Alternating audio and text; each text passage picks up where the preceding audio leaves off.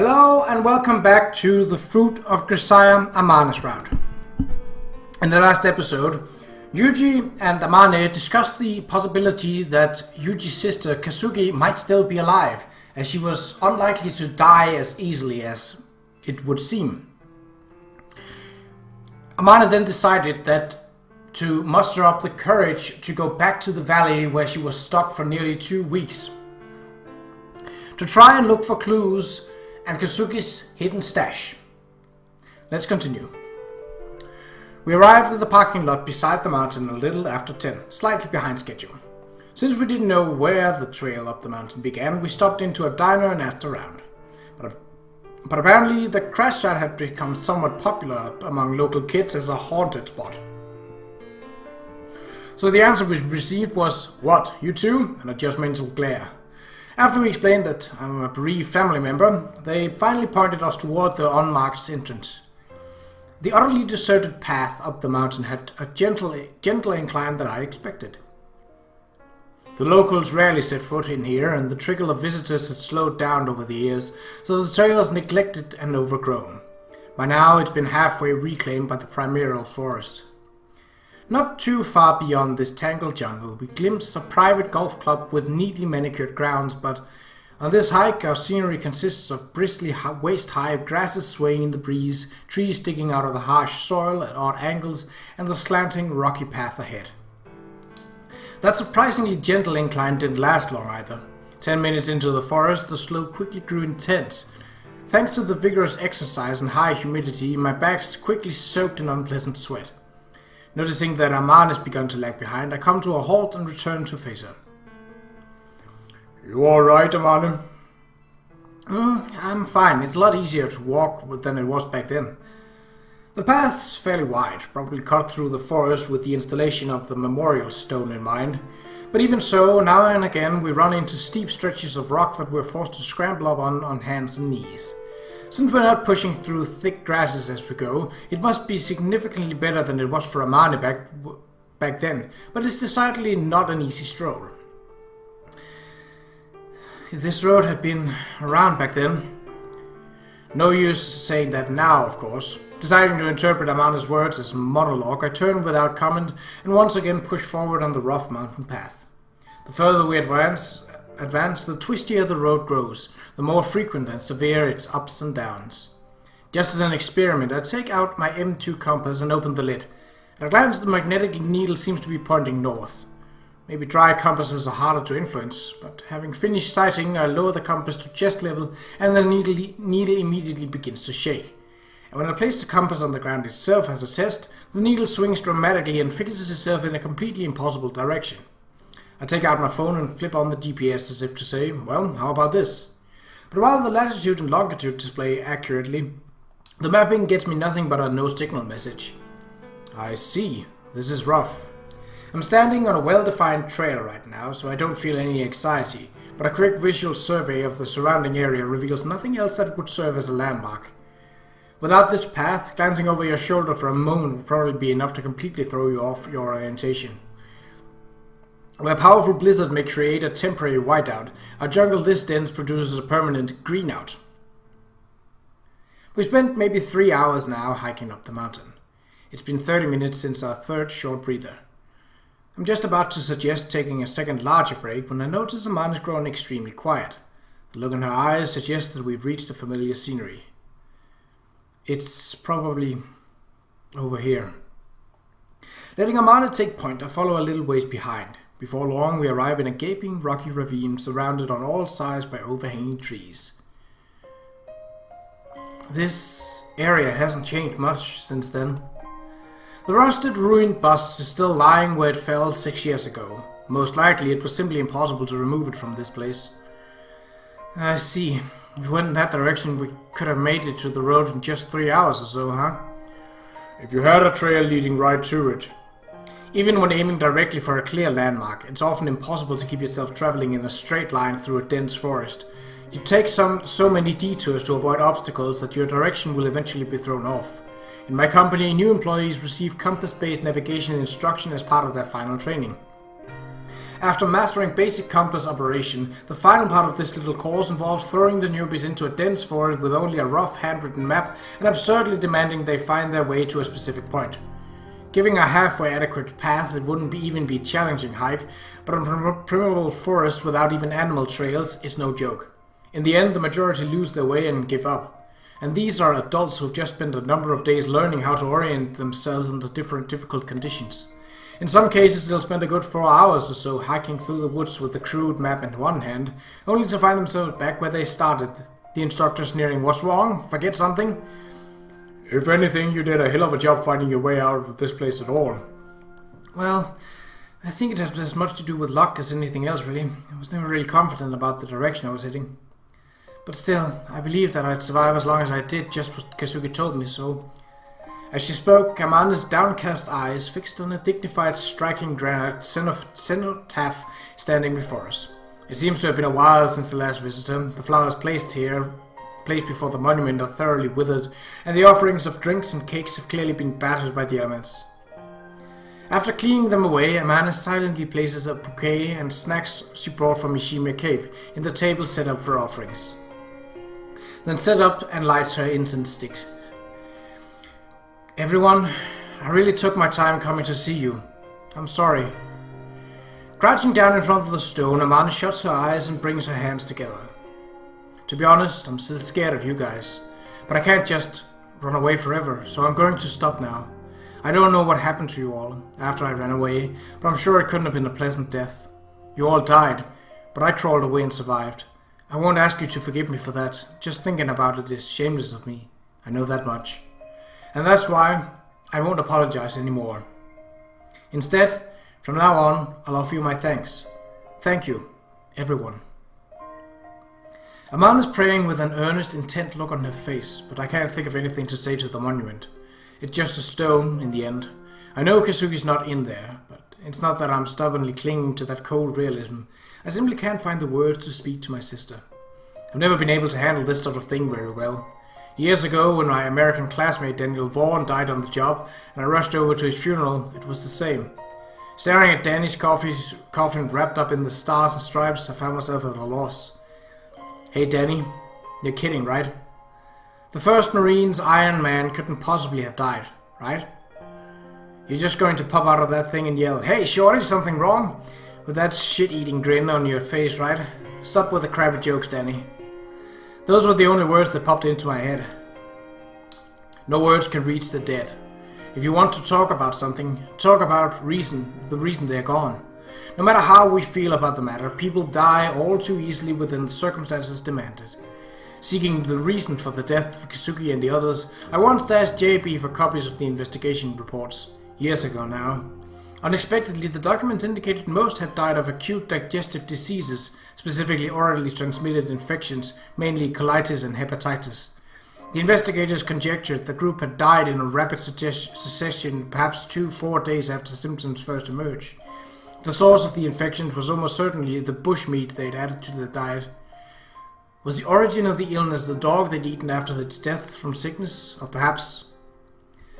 I wonder who it was that cut everyone to pieces like that. Right. Yes, the corpses discovered in this place had all been severely mutilated, with the lone exception of Yoshihiko Ochi, the club's advisor. That disturbing scene dominated coverage of the accident, overwhelming the truth through sheer spectacle. The phrase "dismemberment murders" took a life on its own, ultimately leading to public suspicion that the sole survivor might have been the criminal responsible for leaving those gruesome corpses behind. But take a halfway serious look at the results of the investigation, you'd see autopsies suggested the bodies had been cut apart only after death. And since Amane had escaped from the valley before the estimated times of death for most of the corpses, it was simple enough to surmise she couldn't have been responsible for that mutilation. There were plenty of whispers and internet rumors suggesting that Amane must have deceived the investigators about the timing of her escape, but in any event, this was received with the authorities as speculation it was, and potential case against her was never pursued for insufficient evidence. The next target of the buzzard's innuendo and slander was Yoshihiko Ochi, recorded in the report as the only corpse among the 13 discovered intact. After all, a mass murder of female students by their own teacher was an even more attractive storyline for the classless scum of the world. Since it had a stronger tinge of scandal than the alternative, the media leapt onto this new theory with all the enthusiasm of a dog thrown red meat, adding in insinuations of sexual assault toward his pupils just for spice. With their slander, they tore apart Orchi's starved, pitiful corpse more cruelly than any knife could have. In consideration of the extreme extenuating circumstances, no posthumous charges were ever filed against Orchi, but like the lone surviving girl, society presumed him guilty. Who cut them up isn't the problem. To keep history from repeating itself, the only thing that matters is understanding why. But I guess that's not going to entertain anyone, is it? The hell's wrong with this country anyway? Maybe I don't have the right to complain, as someone who was born and raised in Japan and never tried to change a thing about it. But I've also seen this country from an outside perspective, and it routinely makes me sigh in disgust. Wherever you go, people are fundamentally no better than they are anywhere else. I know that rationally, and I've experienced this many times, but it brings on a nauseating surge of bitterness. I'm fully prepared to die the unappreciated death of a stray dog. Still, every time I feel this familiar wave of disappointment, I can't help but wonder what I've been crawling through the mud for. It makes me want to vomit. Amane, are you done yet? I'm starting to feel a little sick to my stomach. Yep. Thanks. I appreciate you coming along. Are you alright? Yeah, but I don't want to hang around this place longer than necessary. Let's dig up whatever Kazuki buried and get out of here. Sure, but I wonder what she left in there. To be honest, I'm a little scared to look.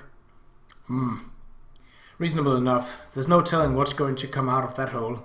Even Kazuki's last will and testament might not be so bad on the scale of possibilities. Considering the circumstances back then, and if by any chance we were to dig up her decapitated head, even understanding that the idea is absurd, I learned a long time ago not to put anything past Kazuki, even the physically impossible. Kazuki, huh? For a long time I'd almost never spoken my sister's name, but lately it's been different. On the black cenotaph, presumably built by the families of the victims, that name is listed with all the others. The names of the 13 who died in this place. Kaneda Saya, Komori Megumi, Hiroka Tamaki, Sakurai Mifuyu, Shikanai Tsukasa, Osawa Yuku, Okabe Tomo, Sakuma Minore, Ibuki Haruna, Kazumi Kesuki, Ochi Yoshihiko, Koide Ritsu, Sakashita Chiaki.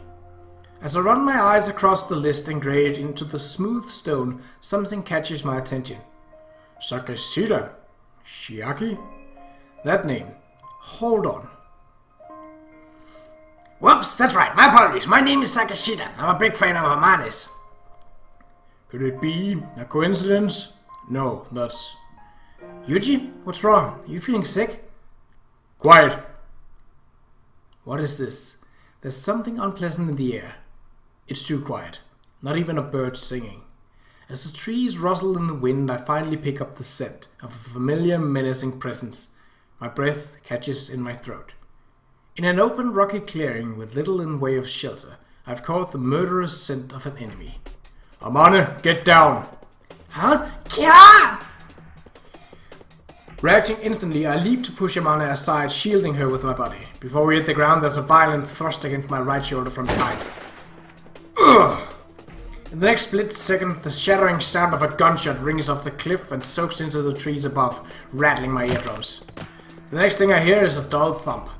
By the time I realized it was the sound of my head striking a rock on the ground, my consciousness already sinking into the profound darkness. Yuji!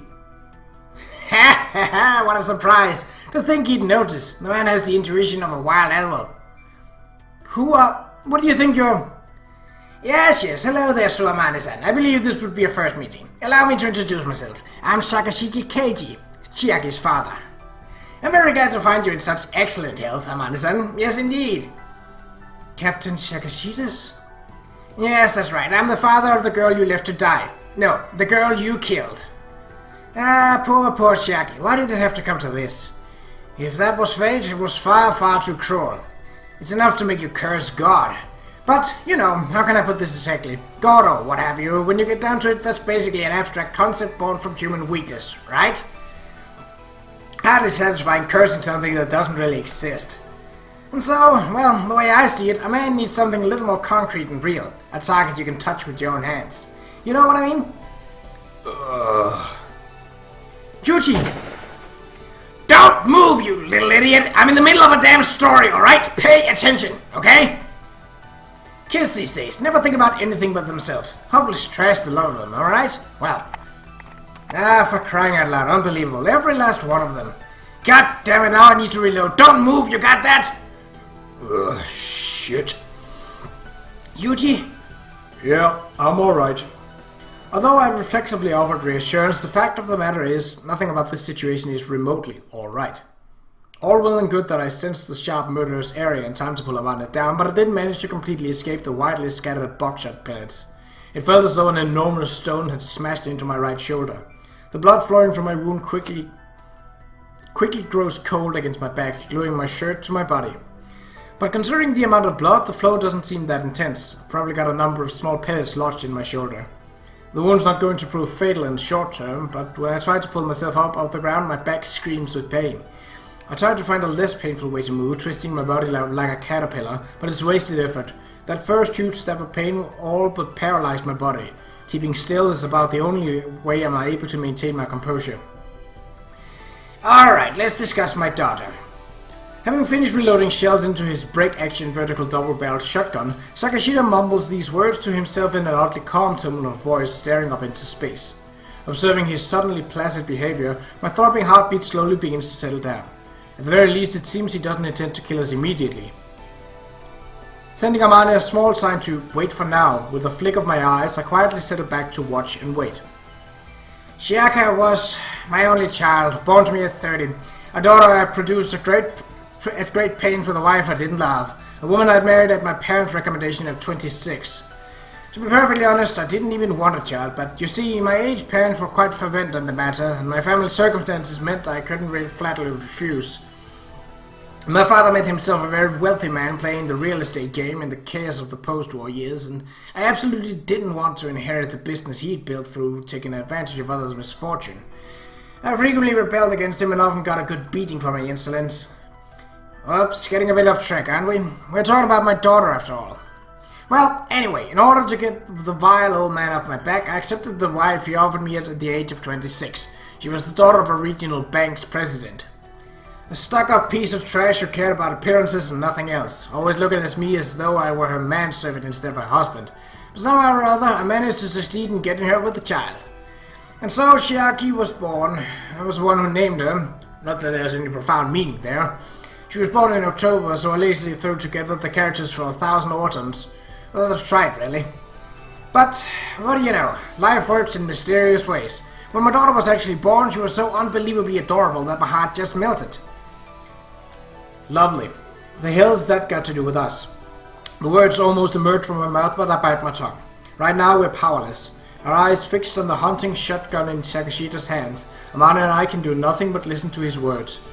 Apparently pleased by our submissive attitudes, Sakashita continues his monologue in a relaxed, easy tone of voice. Whatever the circumstances of her birth, Chiaki was very precious to me. I loved her as much as life itself. When I heard that my Chiaki had gone missing on her way back from that training camp, can you imagine my shock and horror? Of course, I requested the most thorough possible search, including the helicopters. It cost nearly 700,000 yen a day, and I paid it all off alone. And yet, 2 full weeks passed without any sign of her. No one even suspected. The bus might have tumbled off some old road off the well-planned route, tripping her into this awful place. Of course, it never occurred to me either. At one point, I was half convinced my girl had been kidnapped and shipped off to some foreign country. All my efforts were woefully off target in retrospect. And then, when everyone around me had begun to give up, you returned alive all by yourself. Of course, we instantly recognized the search party, and they sped off to the rescue, but we were too late. When they recovered Chiaki's body from the scene, I learned my child's been cut into 8 pieces, torn limb from limb, quite literally. I felt as though a part of my own body had been ripped away. Yes, as you might imagine, I cried.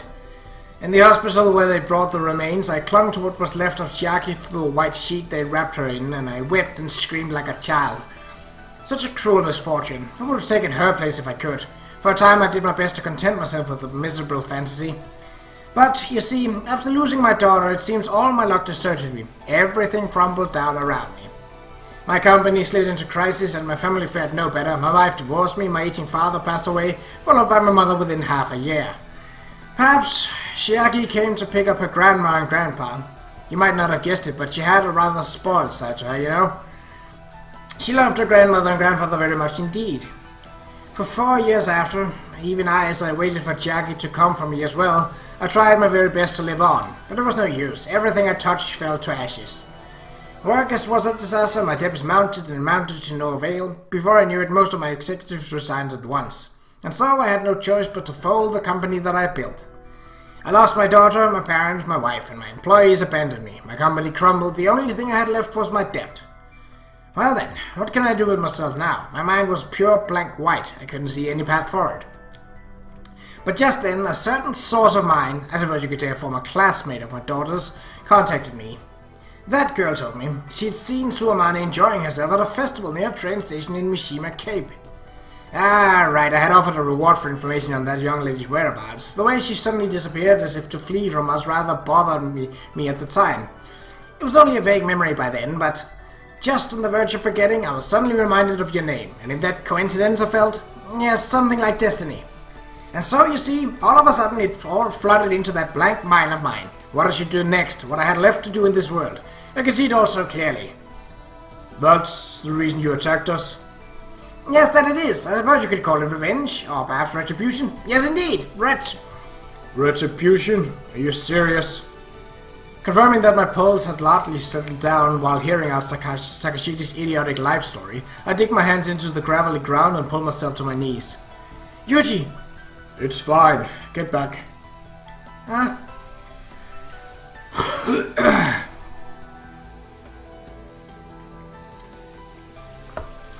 Grabbing Amane's wrist with a hand coated in sticky blood, I draw her body behind mine.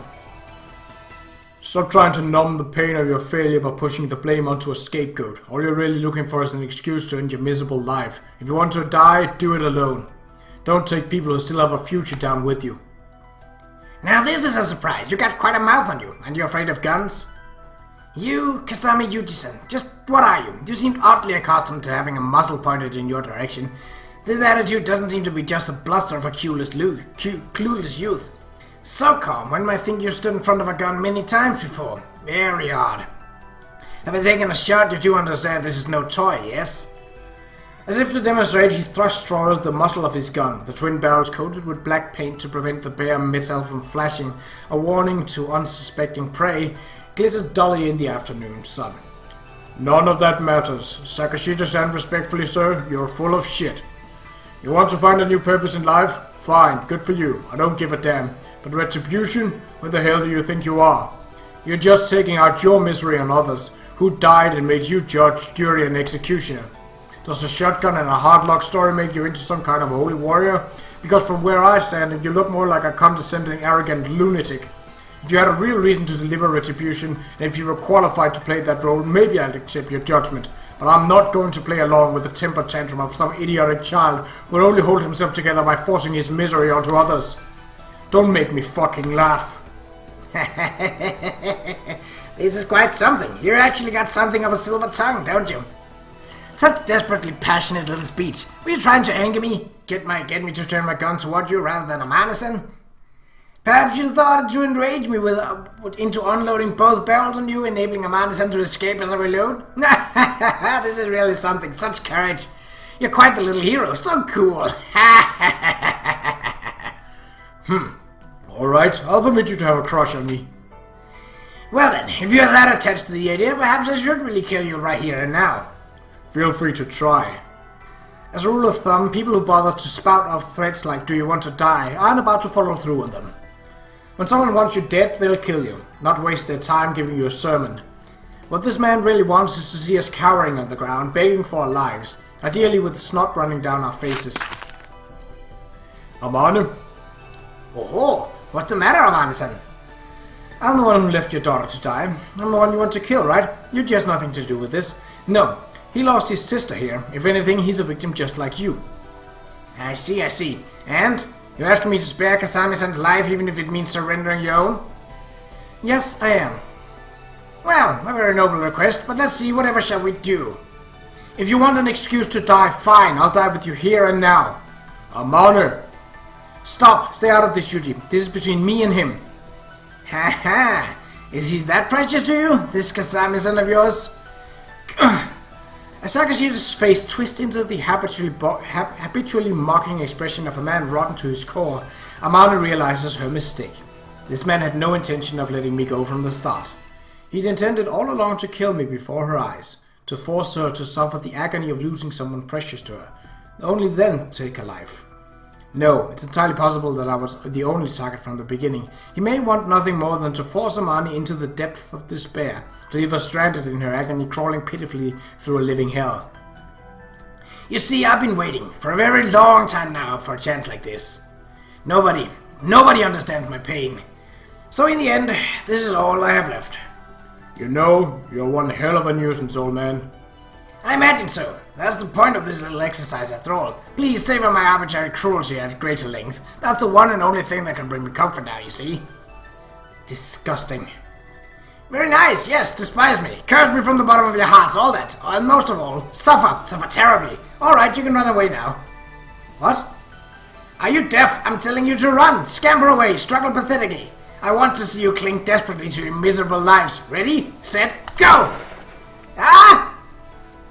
What the hell are you waiting for? Run! As if stung by the sound of Sakashida's blast into the sky, Amane roughly grabs my clothes and pulls me to my feet and drags me down the rocky path at a dead run. Ugh. As I'm forcibly dragged into sudden action, my spine creaks painfully. My wounded shoulder pulses with agony. Amane! Hey, Amane! My voice doesn't reach her ears. Half carrying me, she runs into sheer desperation, frantically putting every inch she possibly can between us and that man. That man's no different anymore.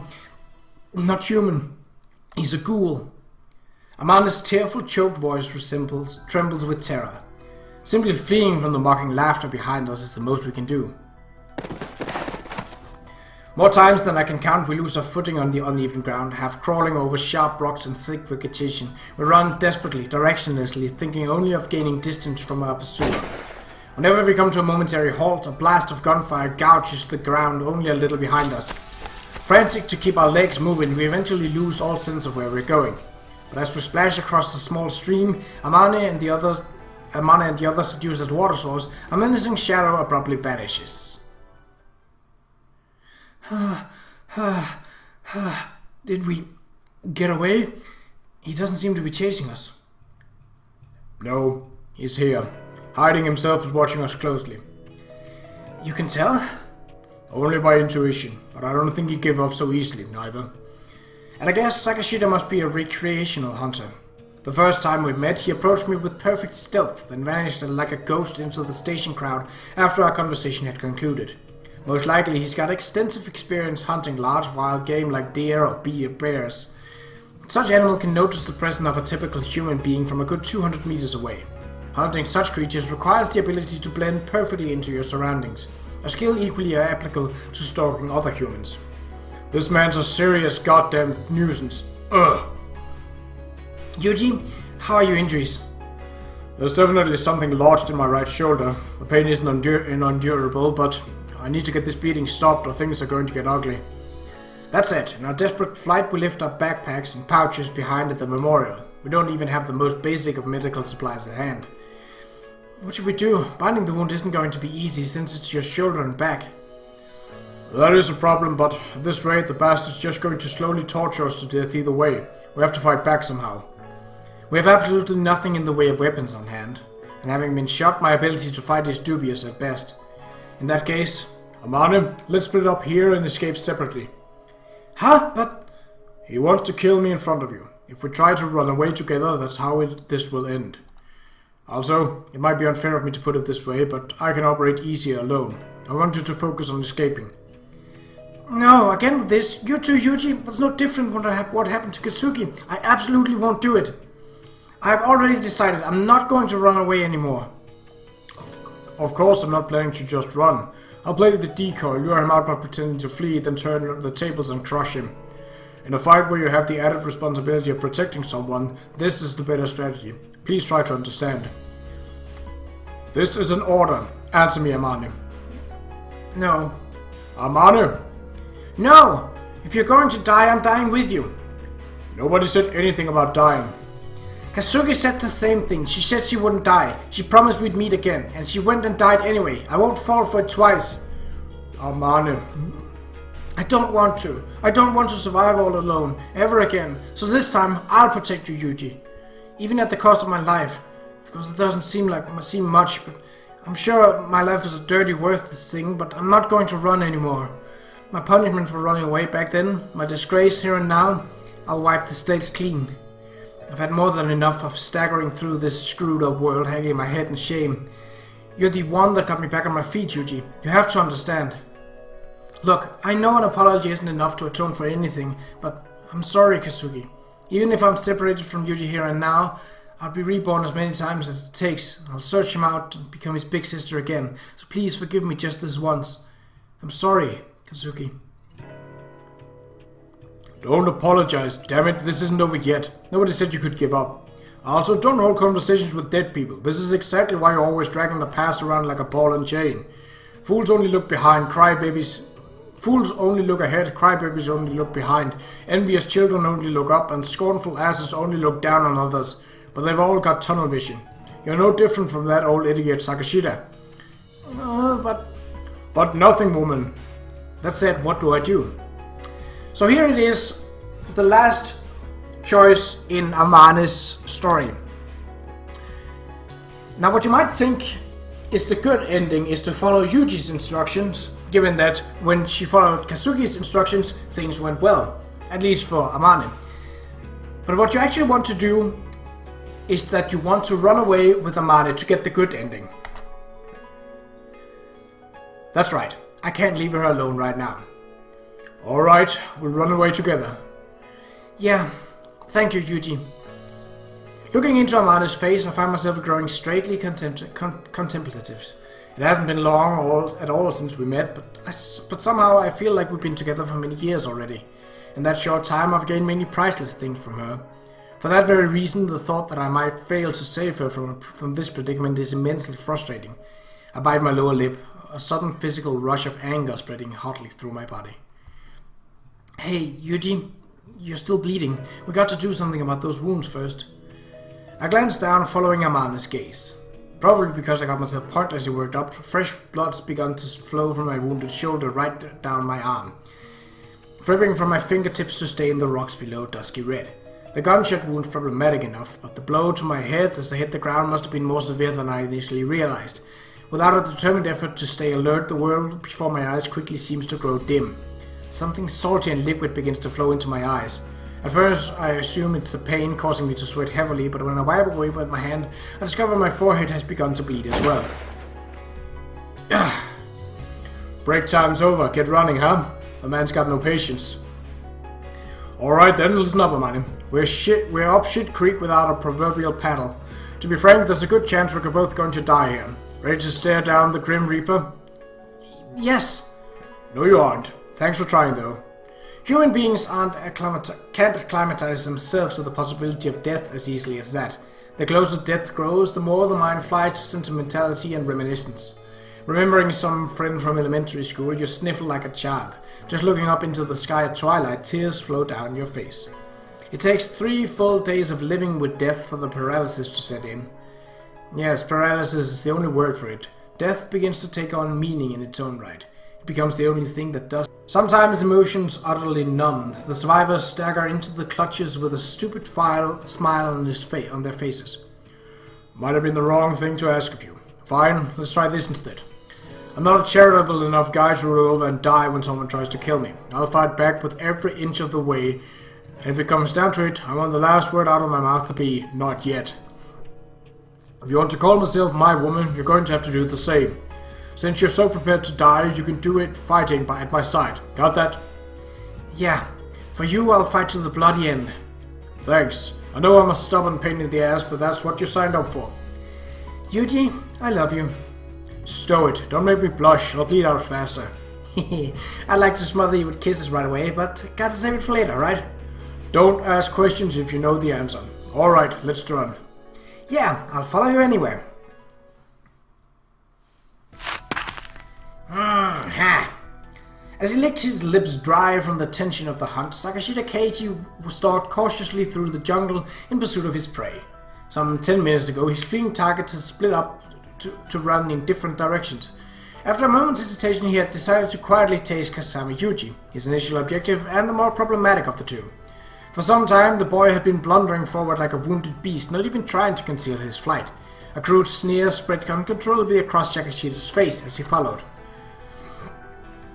This is fucking pathetic. Even a deer can run better than this.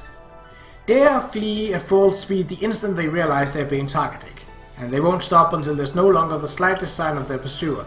Even afterwards, they'll stand quietly on full alert for 30 minutes or to an hour, cautiously ascertaining their safety. If the hunter gets tired of waiting and makes the slightest move, the deer will instantly take flight once more. Back to square one you go. The only thing to do is wait, erase yourself, melt into the forest, clear all emotion from your mind. In time, the deer will decide the crisis has passed and begin to move normally again. That precise instant is your best window of opportunity. Living things are never more vulnerable than in moments of relief. Of course, human beings are no exception.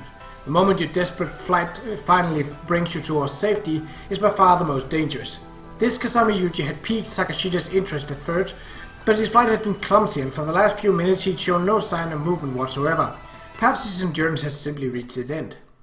Kasami Yuji, was I just overestimating you?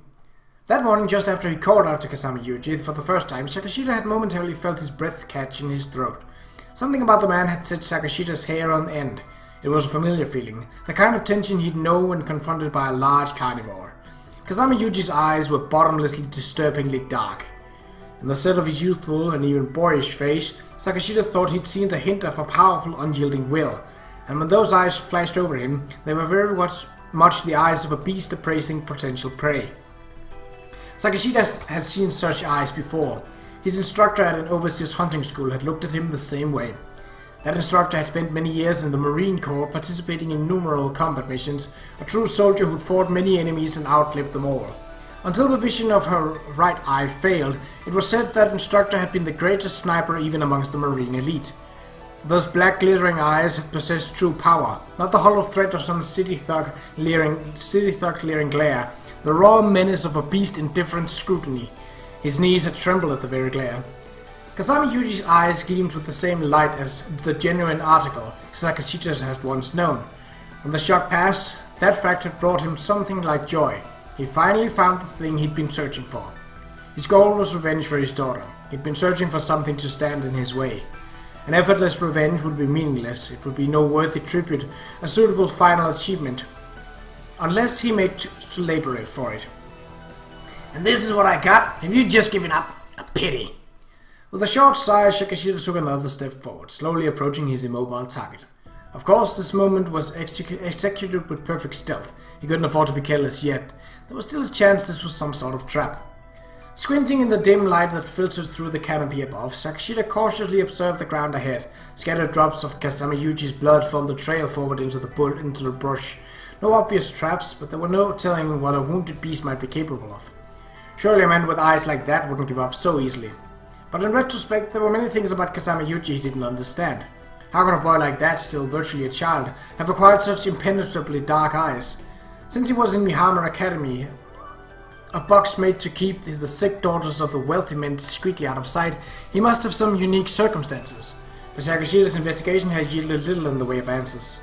The moment his informant had told him Su Amane was in relationship with a man, he gathered all the information he could, none of it particularly revealing. Kasami Yuji, precise personal history unknown. After an extended period of studying overseas, he transferred to Mihama Academy only a month before a specially invited international scholarship student. He might not even be Japanese. In fact, Sakashita's face-to-face meeting with the man had left him with just such an impression. Kasami Yuji had spoken without the habitual slang and warped tone you'd expect from a young person these days.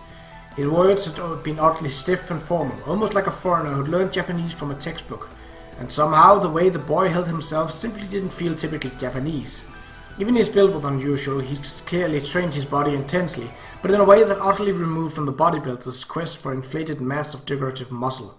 Kasami Yuji was lean, sinewy, as if forged for a specific purpose. As Sakashida's thoughts rolled uneasily through this litany of incompatibility, something like an answer suddenly popped into his head. An agent from the north? He'd heard something before about a school that existed to produce killers. After enduring severe training from a very young age, he had said that those students who were satisfied their standards would be sent off to foreign countries. He had no idea whether there were any truth to the story, but applied to Kasama Yuji, it felt shockingly consistent. Even that strangely firm and erect bearing, so completely out of place in a modern youth, would be entirely understandable as a military deportment. Come to think of it, Sakashida's father had been no different. Men who spent time in the military are permanently left with a different set to their face. Even their way of thinking is transformed.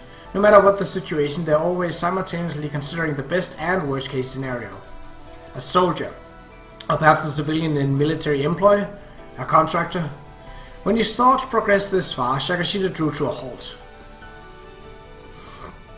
This is a trap. All of a sudden, Sakashida felt nearly convinced of that.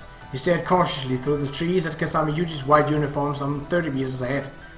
Sakashida Keiji was aware that he'd suffered from a mild case of night blindness. Although it had no effect on his daily life, recently his astigmatism had been progressing as well. When the lighting grew poor, he had significant difficulty making out the exact shape of distant objects.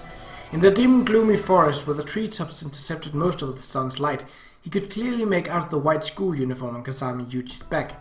But there was a possibility the boy was making use of that sharp contrast to deceive him. Once the thought occurred to him, it started to look almost like the jacket had simply been draped over a suitable tree branch. God damn it. Cursing silently to himself, Sakashida lifted his shotgun to his hip once more.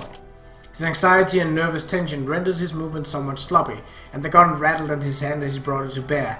30 meters ahead, the uniformed figure flinched in surprise and turned in his direction. Just my mind playing tricks on me. Nothing but a child after all. Lightly exhaling relief, Sakashida took one step forward toward the white uniform.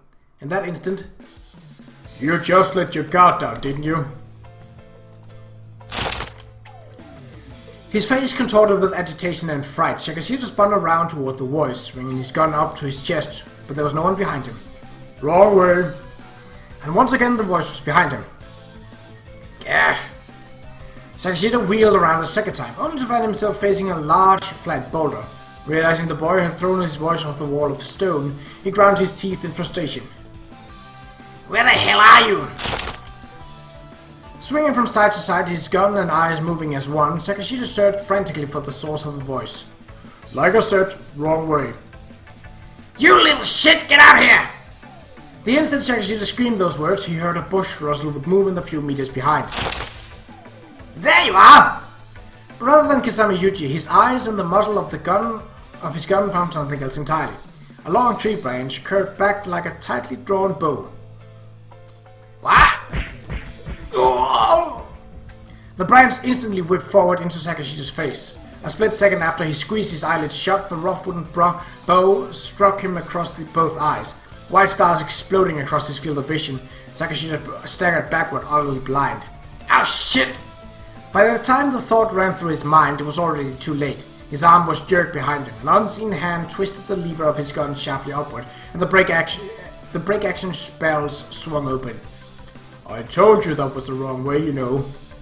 The voice was behind Sakashida again, but this time he felt a warm breath on his ear. This can't be happening. His ears ringing, frantic and terrified, Sakashida tried to turn towards his enemy, but just as his head had begun to rotate, a hand reached out from behind and firmly seized him by the face. Yeah! As the long middle finger of Kasama Yuji's hand dug savagely into his right eye, Sakashida Keiji shrieked in agony and horror. What kind of monster is he? The instant the thought ran through Sakashida's mind, a heavy kick to the back of his knee sent him sprawling forward. His head, yanked back against the momentum of his body, came to rest defensively against Kasama Yuji's chest, chin up and throat utterly exposed. "He's going to kill me!" Sakashida's hand, still holding his gun, was pinned against his back. His shoulder and elbows screamed with pain, bones audibly creaking. His weak hand, the only possible means of fighting back, was desperately clutching at Yuji's wrist in an attempt to keep his eyeball in his socket. He was completely powerless. If the man behind him stabbed his throat with a sharp branch, let alone a knife, he would simply die. "Stop!" Even as he screamed the word, Sakashida knew it was a laughable, hypocritical request. He knew this man wasn't about to stop anytime soon, no matter how nicely he'd ask. But if it distracted Kasamiyuji from inflicting pain on him for even the briefest of moments, any words would do. Bastard! You're Asian from the north, aren't you? Sorry, not quite. The same dispassionate whisper as always. Under these circumstances, it sounded so pitiless and so cruel that Shakashita involuntarily swallowed all the saliva in his mouth. As the warm liquid made its way down Shakashita's throat, his utterly exposed Adam's apple bobbed violently up and down. Close, though. Everyone always gets so very close. Are you planning to kill me? What, you think I'd hesitate? Unfortunately for you, I'm used to patricide, especially when it comes to worthless scum-sucking fathers like you. God damn it, why did I fail? Very simple, Mr. Sakashita. You only know how to kill prey that doesn't fight back, and you picked a fight with someone who only knows how to kill human beings. Here's a tip. If you want to kill a human being, you need to go in prepared for the possibility you'll be killed instead. God damn it! Oh, shut the hell up already.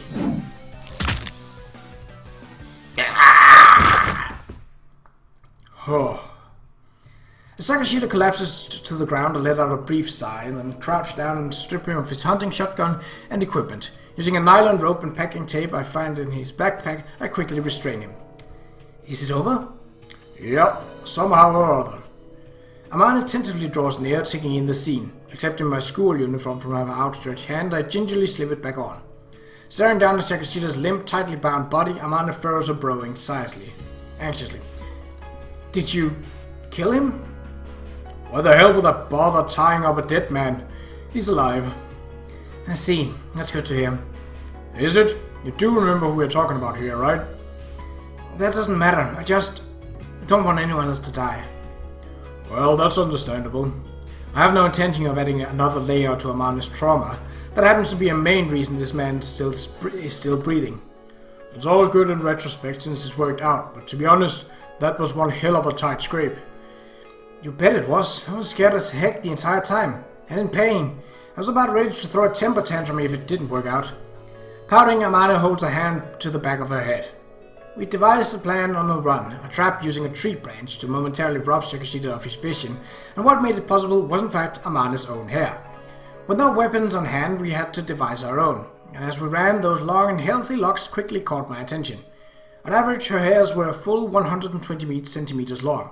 By tying many strands together, we could use them as substitute trap wires.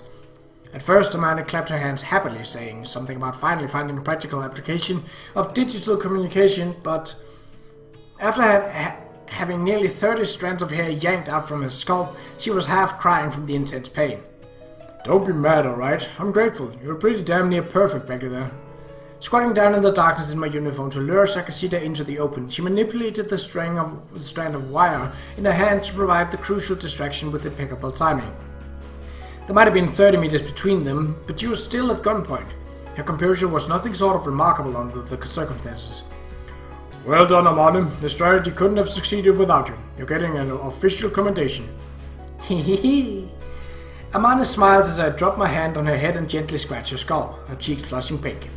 Kind of feels like I'm petting a smart, overgrown puppy that came running back with a tennis ball in his mouth. Hey, it's over now, right? My only response to Amane's question is a furrowed brow. I've seen this expression before. It's the third kind of face a woman can show you. Not the face of a woman you can kiss, not the face of a woman you can't kiss. The so-called special case expression. Staring blankly at that expectant, almost demanding face, I suddenly feel very, very tired. Not yet. An expedition isn't over until you reach the front door. Save it for when we get back. What? Hey, Yuji? We're going home. I'm exhausted. Jeez. Impassively allowing Amane's disgruntled mutterings to roll over my aching back, I lead her down the mountain. Sakashita's father will leave on the spot, trussed like a turkey. Once my cell phone finally picks up a signal, I gave JB a call and push everything onto her. Naturally, that shaggy-headed dork doesn't take the news well. It takes a good deal of patient effort to explain the situation, and I end up sentenced to present myself at headquarters for oral hearing and delivery of a detailed written report. The gunshot wounds on my back are painful enough, but now I've got the pain in the ass to deal with as well. 1 week after the incident, the wounds on my back had mostly stopped aching. My right arm still supported by a thick sling hanging around my neck. I had paid a visit to JB's office at the company headquarters to offer my formal explanation. Yet again, you make my life difficult. Yeah, you have my sincerest apologies. That's all I ever get from you. You're no better than Asako was. Yes, it comes with being I-9029. Might as well just resign yourself to your fate. You are such a pompous little twit. I mean, just look at how badly you managed to hurt yourself. I don't remember hearing anything about that over the phone. Figured I'd save it for the formal report. What, were you worried or something? Get over yourself. Your life doesn't belong to you alone. It's a vital national property. You do understand that, right? Yep, I understand. You don't understand a damn thing, do you? You have no idea how worried I was. What? So you were worried after all? Absolutely not. I was just concerned about a piece of national defense equipment sustaining damage, that's all. You're so full of it. Shut up! I don't need your back talk. What's your problem anyway? Jeez! Is it just me or has JB veering dangerously close to Michiru territory lately? Maybe it really does come with the hair color. So, what happened to that Shakashita man afterward? Oh, didn't you read the newspaper this morning? I spent the morning flirting with Amane, so unfortunately not. Sakashita Keiji is dead. Dead? That's correct. He seems to have jumped to his death from the rooftop of a hospital he'd been recently admitted to. That's what the paper said, and the morning news and tabloid TV shows were all reporting the same thing. Suicide? Although it's uncertain what drove him to such a tragic end, most likely the death of his daughter set off a long, painful slide downward in life. Something along those lines, I think. If he was the sort to kill himself, I'm pretty sure the incident we're here to discuss never would have taken place. Hmm? What incident would that be? You lost me. You covered it up? There was no incident whatsoever. Mr. Sakashita discovered that all life is folly and shuffled himself off this mortal coil. That's all there is to it. Did you give him a push? Come on now, such slander. When your voice gets all high-pitched like that, there's always something ugly going on behind the scenes. Well, I did give a little thought to an alternative scenario. Something even worse, I'm sure. No need to elaborate. That's the spirit. Such a clever boy you are. And you say I'm full of myself. Can I leave now? Feel free. What, you missed a Amane channel already? Looking at your hair too long makes my eyes sting. Not like you dislike blonde hair. Depends on the woman it's growing on. Alright then, I'll be going. Actually, hold on a second, Yuji. You need something else? It's about your earlier request to make your stay on the reserve permanent. I've managed to secure a conditional approval. Conditional, is it? Yep, conditional. Not gonna happen as things are, but if you pass enough promotion exams, they'll allow it. Head office examination or Japanese branch examinations? Both. Can't stay a specialist forever now, can you? Reach second lieutenant and we'll allow you to register as a permanent reserve officer. You're telling me to go back to school yet again? Well, we'll even make special arrangements so you can commute from home. What a pain in the ass. Well, you'll still have another 1.5 years in your field term. Take your time and think it over carefully. My current rank is 5th from the bottom of the table, and she's telling me to jump another 5. It was just HQ's exams, it'd be absurd enough, but demanding I also pass the Japanese test for every rank is downright sadistic.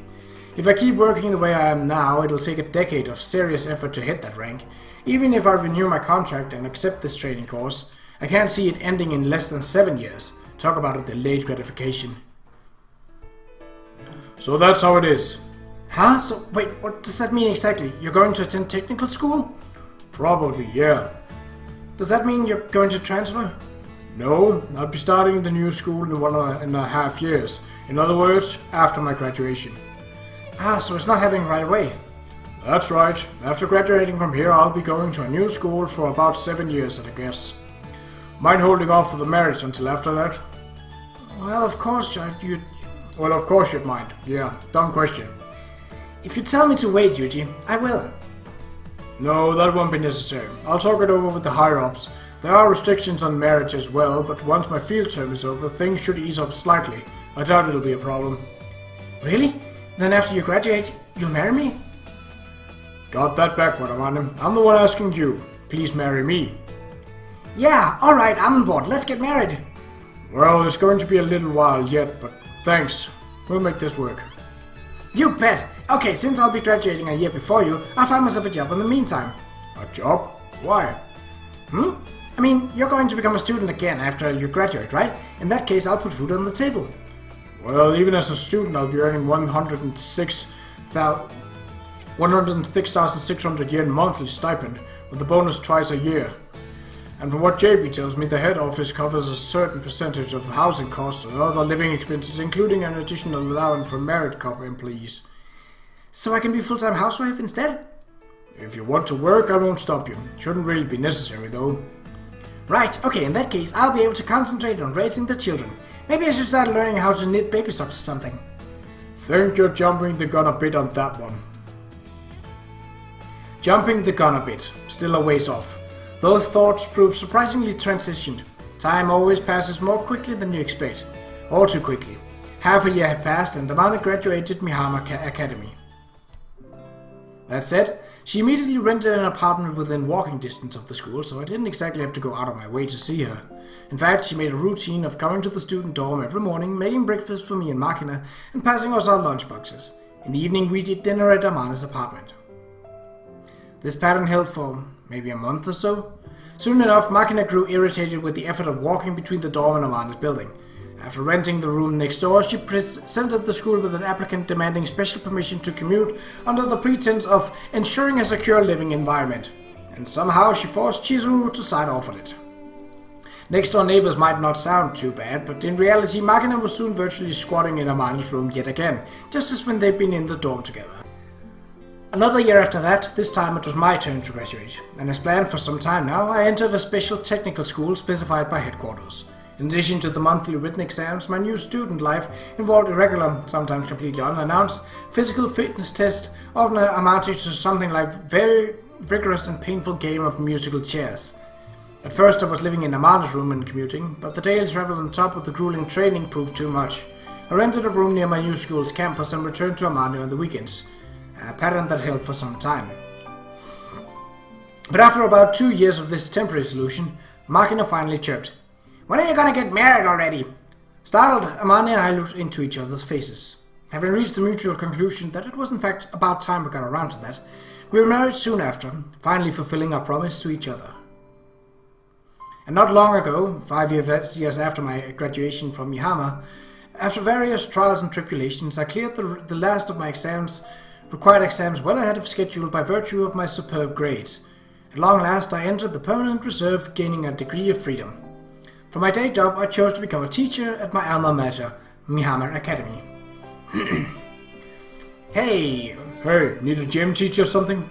It'd been years since we talked about this, and I'd asked half as a joke. But here I am, ready to teach a new crop of Mihama students their English. Life works in mysterious ways, as they say. Hey, Oni, whoops, good morning to you, Mr. Kasami-san. Yeah, life is just full of mysteries. For example, why is Makina still a student here? That's probably number 1 on my list at the moment. Okay, why is she still in Mihama? Huh? Didn't you know? The girl's, what, an 8th year by now? She can't repeat again next year, so I guess it'll finally be graduation time. From what Amane tells me, Makina repeated her grades 7 times in a row, ending up something of a super freshman. By all rights, her age should be a serious problem, but Makina was so childish to begin with. Even now, it feels like her appearance had just caught up with the other girls. Huh? That's Bobotaro's engine, isn't it? I guess Makina's back? She poached Bobotaro off you? Well, yeah, I stopped riding and all, so I told Makina I'd let her have it if she got a license. Didn't really expect her to pull it off so quickly. I'm home, Amane! What's the snacks today? Hey there, Makina.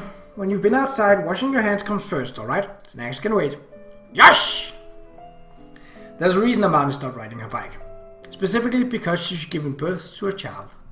Naturally, I had a hand in this. Oh, that's adorable, and Makina even looked very happy.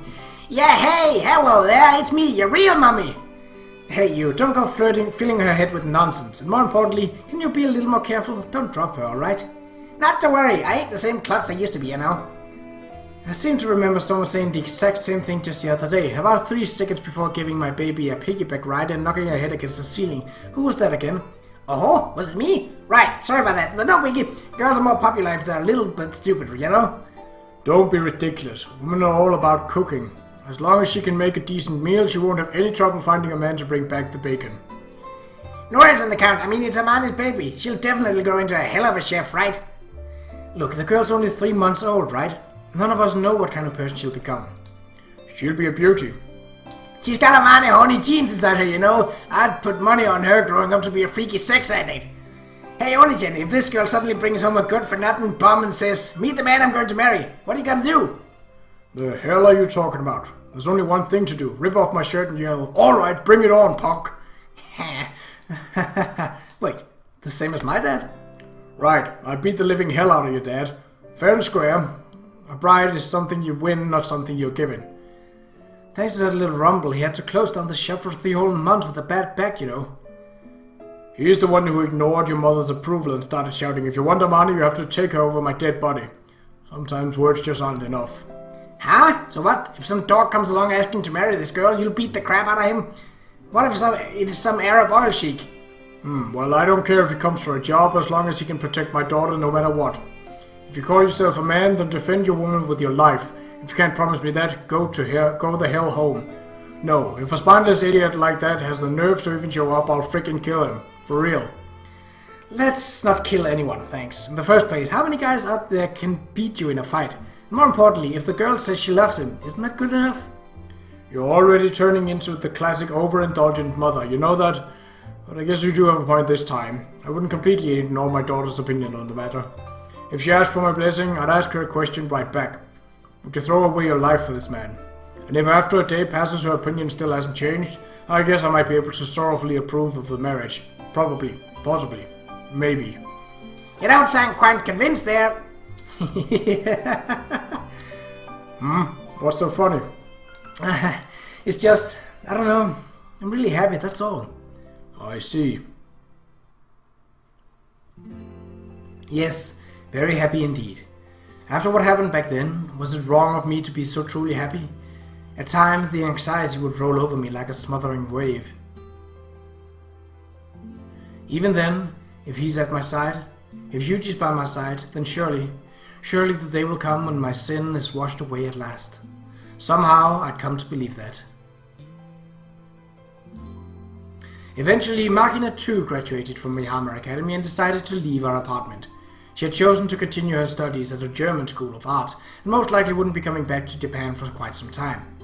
As much of a handful as the girl always was, now that she'd left, it felt almost as though my own daughter had left the nest, a complex, slightly lonely feeling. While teaching at Mihamar Academy, Yuji continues his occasional work as a reserve employee, but lately the sudden calls in the night have finally trickled to a halt. He spends a few days a year acting as an instructor, nothing more. In another year it seems he'll be able to retire even from that position on the permanent reserve. It's been 20 years now since we were married. 20 years and I still don't know what company Yuji worked for, or the details of the job he performed for them. But then again, I suppose I'm not particularly interested in knowing either. As promised, Yuji always came home safe and sound to me. That's all I ever wanted. To ask any more would be to ask too much. It's just that every once in a while I wake up in the middle of the night to the sound of Yuji moaning, suffering at my side. When I call out to him, he's always saying, "It's nothing," and I always lie awake beside him, reflecting on my own powerlessness. And all of a sudden, it's been 40 years. I'm a genuine grandma by now, but Yuji and I, together as always, are enjoying our autumn years in our own peaceful way. Old age brought with it something like calm, I suppose. The passage of time itself seems to have grown as tranquil as the flow of a placid stream, and Yuji no longer wakes up crying out of the night as he did for so long. One night, looking down on his serene face as he slept beside me, I thought to myself that his war was finally over, that he'd finally returned from hell, a thought that brought me profound relief. A peaceful, quiet half-year later, they found cancer inside Yuji. He'd always been the sort to suffer in silence. When they found the disease, it was already too late. They gave him another 5 months. Even so, nothing much changed. We lived our ordinary lives, we spent our ordinary days together, secure in the knowledge tomorrow would be just as ordinary as today. And on a Sunday morning, 5 months after his diagnosis, almost as though he'd been counting down the days, Yuji passed away, surrounded by his family. Yuji had died as well. Once more, I was alone. But on his deathbed he told me, "Your punishment isn't over yet," and I continued to obey his words, even without him to remind me. I decided to spend the rest of my years saying thank you. But even now that Yuji's gone, I'm not as lonely as I expected. When I close my eyes, memories of the time I spent with him flicker back to life with perfect clarity, one after the other. Of course, we had plenty of fights over the years, but looking back, they're all happy memories now. And to my enduring pride, he never once complained about a meal I served him. I'm sure I don't have that long myself. I don't have many lingering regrets still tying me to this life either. But then again, I can see him again whenever I want. So why not keep him waiting a while longer? I never did lose my fondness for teasing Yuji about things like this. The 5th summer after Yuji's death. Counting back, this would be the 50th summer since I met him. My daughter and her husband arrived from Tokyo for a visit, the youngest daughter in tow. It had been some time since I last saw my littlest grandchild's face in person. She looks quite a lot like I did at her age. Come to think of it, Yuji said, she kind of resembles you, just after her birth. Somehow I know this will be my last summer, and so I set off on a little trip, sitting in the back seat of my obliging son-in-law's car. Our destination is a public park, overlooking the sea of trees where 14 people had suffered and 13 had died. My one and only lingering regret, after long years when I pushed the matter from my mind, was never recovering what Kasami Kazuki had left for me in those woods. This place hasn't changed much since those days. I suppose there aren't many people left to visit it anymore. The mountain trail that leads up to the scene had completely fallen into ruin. With my old tired legs and fragile back, the hike simply wasn't possible. Having finally given up on climbing the mountain, I sat my exhausted down on a bus stop bench left out by the sun, and looking up toward the scene of the accident, I brought my hands together in prayer. When I close my eyes, I can still recall the faces of my friends, the other members of the basketball club that were on that bus with me. Even now, the faces that swim before my eyes one by one are distorted with agony, filled with anger and grief. Everyone, I'm sorry, and thank you. I've lived a long time now. How much longer will it take before you can forgive me? Will that day ever come? Even though Yuji's no longer here to punish me. Hey, Kazuki, what should I do? I can't find the answer all by myself. Hey, Grandma! Yes, dear? What kind of a person was my grandpa? I see. When Grandpa died, you were still very young, weren't you? But why do you ask all of a sudden? Well, because Mommy told me Grandma looks sad, so go talk about Grandpa with her. That girl never changes. Considering in a strange way and clumsily kind. I think she takes after Grandpa in that respect. Was Grandpa a kind person? Yes, he was. And he was very cowardly. Very brave man. Cowardly and brave? Well, rather than cowardly, he was cautious about everything, always carefully thinking over every step he took beforehand. But no matter how dire the situation, even in a position anyone would think hopeless, he'd say, "The hell with that," and stand up. Yes, he was a very brave man. Guess it doesn't quite click for someone who can't remember him, eh? Nah, I remember. He'd say crazy stuff sometimes, but he was really kind, Grandpa. I see. Are you lonely now that Grandpa died? I wonder. I don't really feel that way, but somewhere deep down I probably am. But I'll be moving on soon enough, so perhaps I'll be able to see Grandpa again. It's strange. I was so very afraid of dying back when I was young, but now I don't find the idea particularly frightening. You're not scared of dying, Grandma? I'm not scared, but yes, I suppose the idea does make me feel a little lonely. Lonely? Why? Well, I suppose I can't shake the feeling that I'm going to hell. And there probably won't be any people I know there. So that makes me a little sad. Don't worry about that too much, okay? Grandma told me once that if you don't do anything bad for 5 years, you're going straight to heaven. I don't think it works like a driver's license. Hey, what you got in your hands? It's a lucky charm, see? Long time ago when we visited Grandpa in the hospital, he gave it to me. You know what? No matter what kind of critical situation you get in, this charm always protects you. Grandpa said this guy is super effective to take good care of him. Ah, you still have that thing after all those years? It makes me very nostalgic to see that small stuffed dog again. I gave him that when we were still students. Although it's frayed and worn in places, it's clearly been mended many times over the years. The thought of him treasuring this childish charm for so very long makes me want to cry. As you'd expect, it's pretty beaten up. Kind of a ghastly looking thing by now. Isn't that why it works? Grandpa said this doggy saved his life many times, you know? He never mentioned any of this to me. Ah, shoot, I forgot. He said it was embarrassing, so I couldn't tell you. Ah, very typical. Ah, that's right. I forgot to give you my thank you for the doggy. Your thank you? Yeah, Grandpa said I'll give you the Whelp of Fortune, so make sure to show Grandma some gratitude later, okay? Ah, hold on a sec. I was gonna give it to you next time I see you, so I'm pretty sure I left it in my wallet. You got something for me? What could that be? I found it! Here you go! It's all yours, Grandma. What's that? Okay, so it's a ticket to heaven. To heaven? Yep, as long as you got this, you'll go to heaven. Guaranteed. Thank you. On the rectangular piece of paper, probably cut out of a sketchbook, there are bright crayon drawings of flowers and animals, and a few characters in a rather sloppy handwriting. Even my aged, far-sighted eyes could clearly make out the words "Ticket to Heaven" boldly written on it. I wonder if it'd be alright for me to go to heaven. Why wouldn't you? Grandpa's waiting enough for you there, right? Yes, that's true, but... Don't worry, Grandma. I'm sure everybody's okay with it. After all, you're a good person, right? You think so? You bet! I mean, I'm happy you were here for me, you know? Hey, Grandma, thank you for being my grandma. Those words make me happy. Happy she'd grown into a girl who said thank you so easily. Happy that there was someone who'd thank me for living. So happy that I could no longer control my tears. Yes, thank you.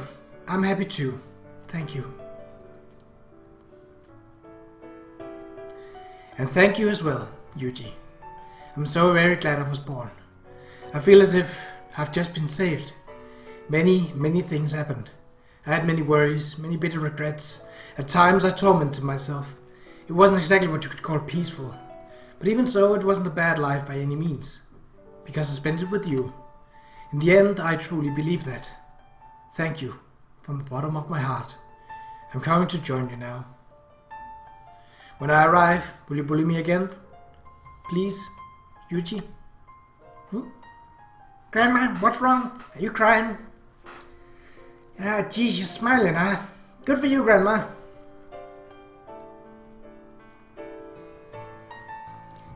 Grandma, did you fall asleep? My grandchild's voice faded slowly into the distance. In the blue sky above, I saw beautiful white clouds. In between those clouds, so close I felt I could reach out and touch them. He was waiting for me, young as the day we met, wearing that familiar uniform. And when I wept, I cried out shameless as a child. He smiled his familiar, clumsy smile. I heard his voice saying simply, "Amane," and I reached out to him. When he clasped his hand with mine, it was as wonderfully warm as it had been back then. That made me so very happy. The moment I took that hand, I knew with perfect clarity that at long last everything was forgiven.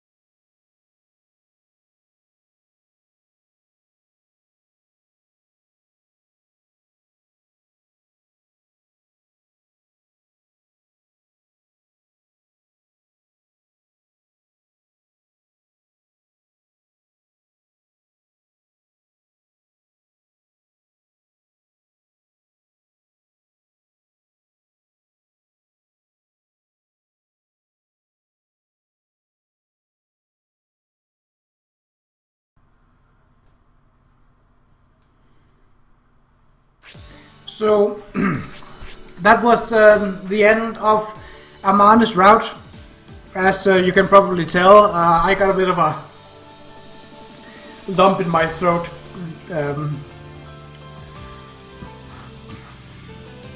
The first time I played through it, I literally spent almost a full hour crying when I got to this point.